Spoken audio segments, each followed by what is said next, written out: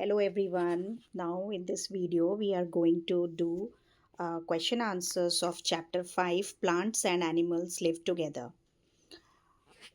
तो हमारा जो पहला क्वेश्चन है वो है why do animals choose to live near plants? Animals plant के आसपास रहना क्यों चूज करते हैं?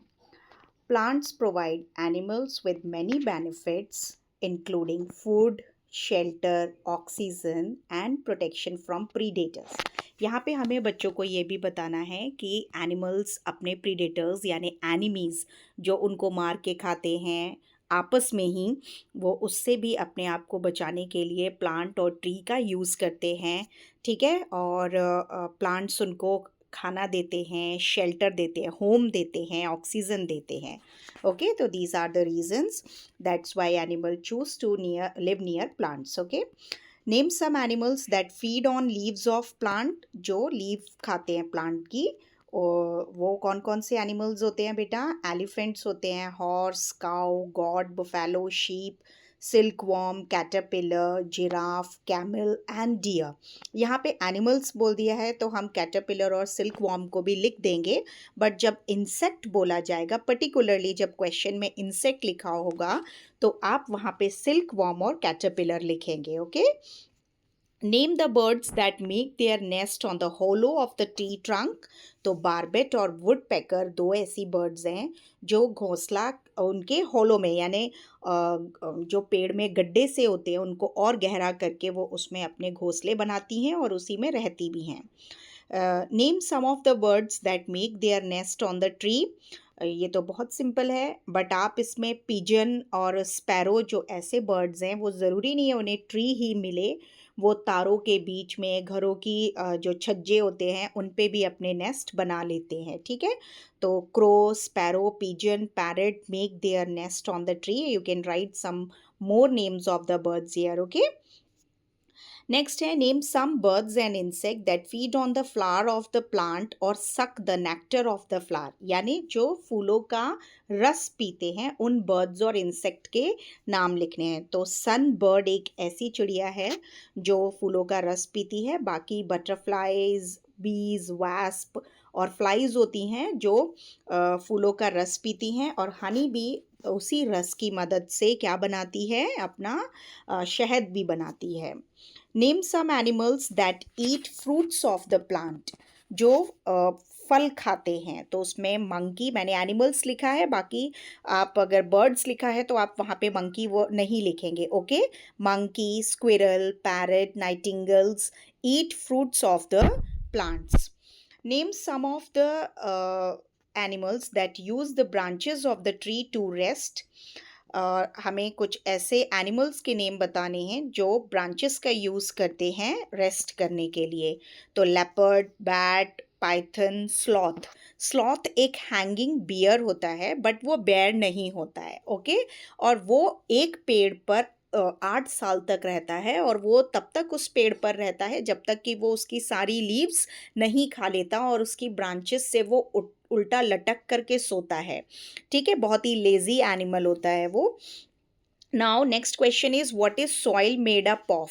सॉइल किससे बनती है? Tiny pieces of rocks, old and dried leaves, सूखी और पुरानी पत्तियां जो ज़मीन पे गिर जाती हैं वो भी वहाँ पे क्या हो जाती हैं? डिकम्पोज हो जाती हैं। रूट्स होती हैं, ट्विग्स होती हैं, छोटी छोटी टहनियाँ होती हैं, स्टेम्स होती हैं, लिविंग और डेड एनिमल्स लाइक इंसेक्ट, और इंसेक्ट छोटे छोटे कीटाणु, कीड़े मकोड़े जो मर जाते हैं, उन सब से मिलकर के हमारी जो सबसे ऊपरी परत है मिट्टी वो बनती है। Okay, name some insect that use to move around the grass and leaves, जो यूज टू मूव, जो हर समय ग्रास और लीव्स के आसपास रहते हैं, वो कौन से इंसेक्ट होते हैं? तो आपको कुछ ऐसे इंसेक्ट्स के नाम एकदम विद स्पेलिंग्स लर्न करने हैं बच्चों।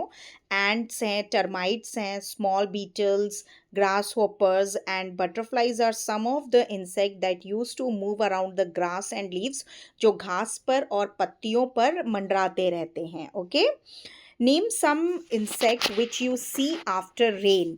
रेन के बाद कुछ इंसेक्ट्स जो दिखाई देते हैं वो अर्थवॉर्म होते हैं एंड मिलीपेड्स होते हैं। You can write some more names also.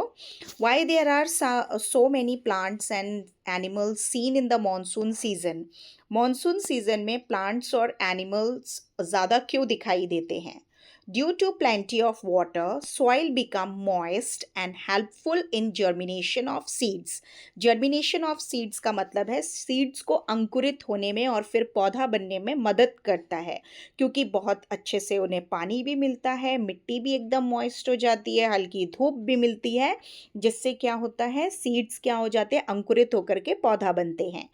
And moisture and humidity during monsoon, जो मॉइस्चर, नमी और ह्यूमिडिटी मिलती है, create the perfect environment for the animals to give birth to their new ones। और कुछ animals होते हैं, बल्कि मोस्ट ऑफ द एनिमल्स ऐसे मौसम में अपने न्यू वंस को जन्म देते हैं। ठीक है। Why birds and animals make sound. मैंने आपको कहा था इस चैप्टर में हम पढ़ेंगे कि एनिमल्स और बर्ड्स ज़्यादा साउंड क्यों करते हैं और चिड़िया मॉर्निंग के टाइम में ही ज़्यादा शोर क्यों करती हैं। तो birds and animals make sound to raise alarm about danger. जब वो कहीं डेंजर देखते हैं, जैसे बिल्ली देख ली और चिड़िया का किसी का घोंसला है उस पेड़ पर और बिल्ली चढ़ के आ गई है, तो वो बहुत तेज़ तेज़ शोर करने लगते हैं। मंकी भी शोर करते हैं। इसी तरह से अगर वो नीचे लायन या टाइगर को देख लेते हैं, अपने पूरे उसको कम्युनिटी को बताते हैं वो शोर करके। अलग अलग साउंड्स भी होते हैं अलग अलग डेंजर के लिए। To share joy and relieve stress, अपनी खुशी को जाहिर करने के लिए भी वो साउंड्स देते हैं। To express their need of food and companionship, और अपनी दोस्तों को बुलाने के लिए, कंपेनियंस जैसे मेल अपनी फीमेल को बुलाने के लिए, फीमेल्स अपने मेल को बुलाने के लिए भी ऐसे साउंड्स करते हैं। Match the birds with their sound they made, ये एक्टिविटी आपको खुद करनी है। पिजन, अभी यहाँ पे मैंने वो साउंड नहीं लिया है जैसे डक क्वैक क्वैक करता है।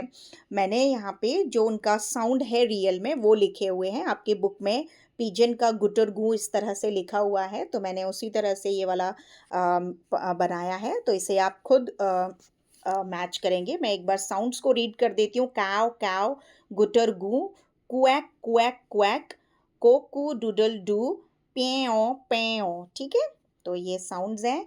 Now last question of this chapter is draw a life cycle of butterfly और write the stages of it.